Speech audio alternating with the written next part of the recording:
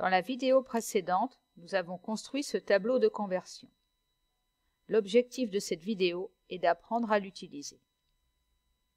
Commençons par convertir 17 500 mètres carrés en hectomètres carrés. Je repère le chiffre des unités. 17 500 est un nombre entier. Son chiffre des unités est le chiffre le plus à droite, c'est-à-dire 0. Je dois le mettre dans la colonne des unités des mètres carrés. Je recopie les autres chiffres, à raison d'un chiffre par colonne, de sorte à voir apparaître 17 500. Je veux exprimer cette aire en hectomètres carrés. J'obtiens 1,7500. Les deux derniers zéros sont inutiles. Je vais pouvoir les supprimer. Et j'obtiens donc 1,75 hectomètres carrés.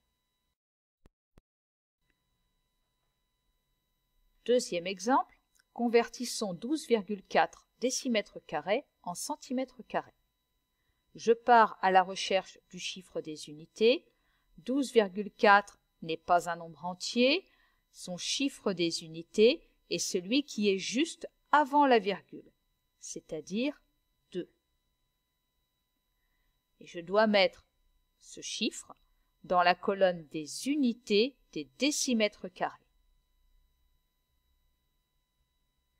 Je place ensuite les autres chiffres à raison d'un par colonne, de sorte à voir apparaître 124.